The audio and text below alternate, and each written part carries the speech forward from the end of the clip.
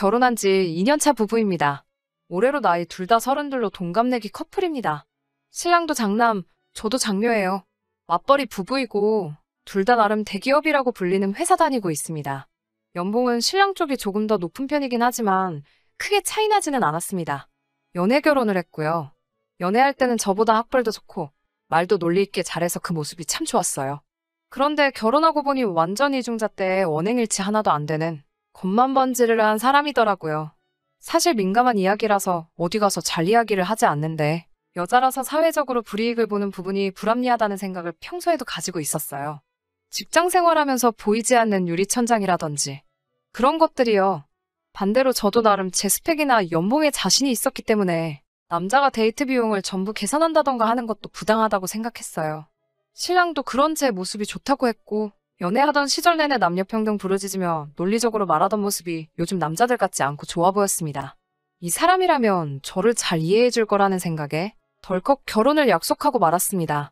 남편한테 아래로 여동생이 한 명 있는데 연년생인데 저희보다 결혼을 1년 먼저 했어요.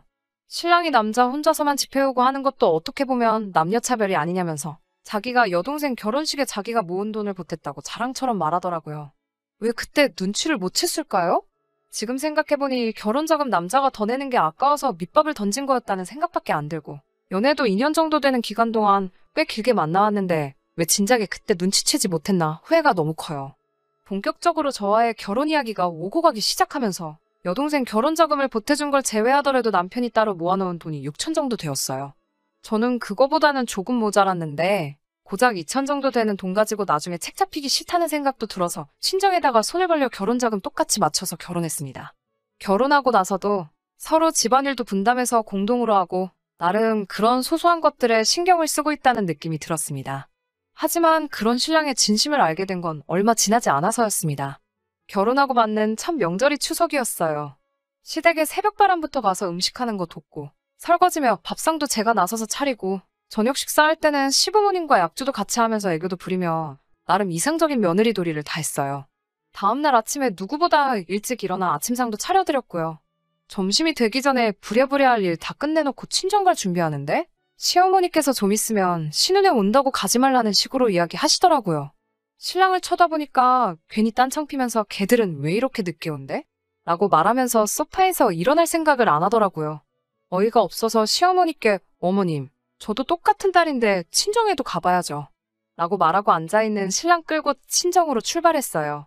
친정 가는 길에 뭐가 그렇게 불만인지 저한테 말도 한마디 안 걸더라고요. 친정에 도착해서도 손님인 것 마냥 가만히 앉아만 있었고요. 식사 자리에서 아버지가 남편에게 술을 권하는데도 자기가 술을 잘 못한다며 잔을 아예 뒤집어 놓더라고요. 아버지가 괜히 머쓱해 하시는 게 눈에 보이는데 술을 잘 못하는 건 사실이지만 먹고 죽자고 마시는 것도 아니고 분위기상 한두 잔 정도는 할 수 있지 않나요? 전날 시댁에서는 잘만 마셨거든요. 식사가 끝나고 나서 제 남동생이 매형하고 친해지고 싶다고 뭐 PC방에 가자는 둥, 당구는 칠 줄 아냐는 둥 물어봤는데 조금 피곤하다는 식으로 빼더라고요. 엄마가 신랑 눈치를 보더니 동생한테 매형 피곤한데 괴롭히지 말고 일찍 들어가서 자라고 하더군요. 어색해진 분위기에 가족들 소파에 모여 앉아서 조용히 텔레비전을 보고 있었어요. 식사하다가 바닥에 흘린 게 있어 저희 엄마가 걸레 들고 와서 바닥을 훔치는데 소파에 앉아서 발만 슬쩍 들고는 평소에는 잘 보지도 않는 뉴스만 뚫어져라 보고 있었어요. 정말 2시간도 안 되는 시간에 온 가족에게 무안을 주는 모습에 열이 다 받더라고요. 저녁에 잘 시간이 돼가지고 방에 들어가서 그거 가지고 한마디 하려는데 말도 꺼내기 전에 신랑이 자고 가는 거 불편한데 집에 가면 안 되냐고 하더라고요. 아까 아빠가 권한 술을 안 마신 것도 다 일부러 운전하려고 안 마셨다는 게 티가 팍팍 났어요. 부모님 계시는 데서 다투기 싫어서 더 말은 안 하고 집에 자꾸 가자고 하는 말은 그냥 무시하고 다음날 아침에 집에 왔습니다. 집에 와서 참다 너무 화가 나서 나는 시댁에서 할 도리 다 했는데 너는 어떻게 그럴 수가 있냐고 하니 친정 식구들이 어색해서 그랬다네요. 누군 시댁에서 안 어색하냐고. 나도 그만큼 노력했으니 너도 최소한의 도리만큼은 해줘야 되는 것 아니냐고 쏘아댔습니다. 다음부터는 자기도 노력하겠다는 마음에도 없는 사과를 받고 그날은 그렇게 넘어갔어요. 한 번은 이런 일도 있었어요. 저희 친정이 김치를 그렇게 좋아하는 편이 아니라서 보통 사서 먹거든요. 그래서 저는 김장을 한 번도 해본 적이 없어요.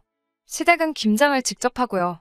결혼 첫 해에 김장하는 날이라고 시어머니가 저를 부르셨어요. 그걸 가지고 제가 우리 집도 안 하는 김장을 왜 해야 하냐며 불평한 적도 없습니다. 신우는 당연히 안 왔지만 그걸로도 아무 불만 없었어요. 오히려 처음 해보는 김장이 힘들기는 했지만 나름 재미도 있더라고요. 제가 처음 담근 김치기도 하고 맛있게 되기도 해서 시어머니께 말씀드려서 친정엄마 보내드리려 한다고 한 포기 더 챙겨왔어요. 시어머니도 흔쾌히 허락하셨고요. 많이 가져간 것도 아니고 겨우 한 포기였어요. 저희 집 거는 따로 챙겨왔고요. 그날 퇴근한 남편이 따로 담겨있는 김치통을 보고 이건 뭐냐고 묻더라고요. 내가 처음 담궈본 김치라서 기념으로 친정엄마 한 포기 보내주려고 챙겨왔다고 대답하니 장모님은 김장도 안 하시는데 우리 엄마가 힘들게 한 김치를 장모님은 앉아서 공짜로 드시네 하면서 으스대더라고요. 그딴 말만 안 했어도 시어머니께 참 감사했을 텐데 한 포기 얻어온 게 후회가 될 정도로 짜증이 몰려오더라고요. 시어머니 혼자서 하신 것도 아니고 저도 같이 한 김장이에요. 물론 50포기나 되는 배추 절이고 다듬는 거 시어머니 혼자 다 하신 게 맞지만 배추값은 물론이고 그런 것까지 다 감안해서 용돈까지 두둑히 챙겨드렸습니다. 처음 하는 김장이라 재밌다고 말씀은 드렸지만 저도 그만큼 허리도 아프고 나름 힘들었어요. 너무 짜증이 나서 너한테 그딴 소리 들으려고 다녀온 거 아니라고. 이런 식으로 나올 거면 내년부터는 시댁에서 김장할 때 저는 가지 않겠다고 했습니다.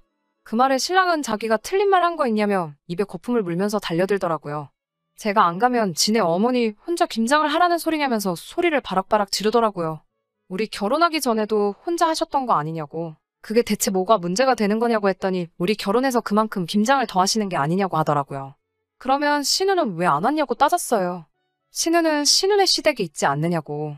걔도 거기서 며느리 노릇 잘하고 있는데 남들 다 하는 거 가지고 너는 왜 생색이냐는 듯이 화를 냈어요. 며느리가 김장할 때 돕고 하는 건 당연한 거 아니냐고 하면서 말이죠. 얼핏 들으면 틀린 말 하나 없어 보이지만 저는 좀 어이가 없었습니다. 그날 담근 김치 중 제가 받아온 건 친정엄마 드리려고 가져온 것까지 포함해서 4포기였어요. 아버님이랑 둘이서만 계시는데 김장을 왜 이렇게 많이 담그냐고 질문했던 말에 새어머니는 동네 사람들 좀 나눠주기도 하고 신우네가 워낙 김치를 좋아해서 김장할 때마다 20포기씩 가져간다는 말을 하셨거든요. 신우네 시댁에서는 김치를 사 먹는데 꼭 엄마가 해준 김치를 먹어야겠다고. 신우는 시집가서도 엄마 부려먹는다고 농담처럼 다 이야기해 주셨거든요.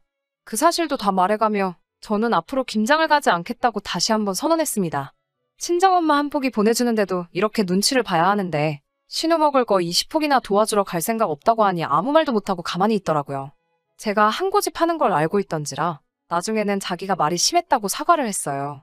이미 제 마음은 다 상해버렸는데 그깟 미안하단 말 한마디 듣는다고 나아질 기분이었으면 애초에 이런 걸로 다투지도 않았겠지요. 저한테 미안한 거보다 지네 엄마 김장할 때 혼자 힘들 것 같으니 억지로 하는 사과라는 게 전부 티가 났지만 그냥 다음부터 이런 거 가지고 생색 안 내기로 하고 넘어갔어요. 하지만 진짜 참을 수 없는 일이 생기고 말았어요. 바로 3달 전이었어요. 외가이긴 하지만 제 형제 중에 유일한 여자 형제이고 나이도 비슷해서 제가 평소 친언니처럼 따르던 사촌언니가 결혼을 하게 되었어요. 아직 식날까지는 1달 가까이 남았지만 제 결혼식 하는 것 마냥 기대가 되고 설레더라고요. 옷 입을 거 고르고 신랑도 결혼하더니 살이 좀 쪄서 새 옷을 살펴야 되나 뭐 이런 걱정을 하고 있었는데 언니 결혼식 2주를 앞두고 시어머니한테서 연락이 왔어요. 무슨 남편의 재종형제 누가 결혼식을 하게 되었다고요. 안타깝게도 사촌언니 결혼식 날짜와 똑같은 날이더라고요. 시어머니께 저는 사촌언니 결혼식이 있어서 거기에 꼭 참석을 해야 한다고 설명드렸어요. 시어머니는 안타깝지만 어쩔 수 없다며 그래도 남편이라도 참석하기로 했으니 다행이라는 듯이 말하고 전화를 끊으셨어요. 그런데 남편은 그날 퇴근하고 와서 저한테 불같이 화를 내더라고요. 시어머니께 연락을 따로 받은 건지 다짜고짜 결혼식 안 가기로 했냐면서 저보고 개념이 없다고 하네요. 제가 뭐가 문제냐고. 불참하는 것도 아니고 나는 내 언니네 결혼식하고 너는 그 결혼식 가면 되지 않느냐고 했어요. 그랬더니 그게 말이나 되는 소리냐면서 자기가 호랍이도 아니고 결혼하고 나서 처음 있는 가족 행사이자 경조사인데 자기 혼자 가는 게 맞냐면서 따지더라고요. 친언니도 아닌데 뭘 챙기느냐면서 같이 가자고 하더라고요. 저도 나도 우리 결혼하고 우리 집에 처음 있는 경조사라고 나도 너랑 같이 가고 싶었지만 사정이 이런데 어쩌겠느냐고 따졌어요. 시어머니께 미리 설명도 드렸고 괜찮다고 하신 데다가 상황이 이렇게 겹쳤으니 각자 가야 할 꼭 하는 게 맞지 않냐고 따지고 친언니도 아닌데 뭘 챙기냐는 말에도 아무리 친언니가 아니더라도 네 재종형제보다는 가까운 친척 아니냐고. 심지어 우리 결혼식에 와서 축하해준 사람도 아니고 생전 처음 보는 사람 결혼식을 내 언니 결혼식 내팽개치고 왜 챙겨야 하냐고 따졌더니 이럴 때는 여자가 남자한테 맞추는 게 당연한 거 아니냐는 식으로 나오더군요. 결혼할 때 남녀평등 외치던 게 누군데 전부 다 나한테 맞추라는 거냐고 했더니 앞으로 제가 아이를 갖게 되면 자기 혼자 외벌이를 하게 될 텐데 그땐 자기 혼자서만 돈을 벌어다 주니까 그때부턴 남자가 손해보는 거라고. 그때가 되면 자기가 혼자 돈 벌더라도 아무 말도 안 할 테니 지금부터 남자한테 맞추라는 말도 안 되는 소리를 하더라고요. 아직까진 시집을 오는 거지 결혼을 하는 게 아니라고. 뭘 좀 똑바로 알고 떠들라는 말까지 하니 그 순간부터는 더 말도 섞기 싫었어요. 남녀가 공평해야 하는 세상이 와야 한다고 부르짖던 놈 입에서 나올 소리라고는 상상도 할 수 없었습니다. 제가 애 안 낳을 테니까 어디 한번 공평하게 살아보자고 하고, 아무튼 그 결혼식은 갈 생각 없다고 다시 한번 못을 박았어요. 그랬더니 아이를 안 가지겠다는 그 말에만 꼬투리를 잡으면서 그러면 그거 사기 결혼이라고, 저보고 생각이 있으면 뭐가 옳고 그른지는 알아서 좀 판단하라고 하더라고요. 이게 내가 3년을 넘게 사랑하고 평생을 함께 하기로 한 남자의 본 모습이라는 생각을 하니 온몸에 오소소 소름이 다 돋더라고요.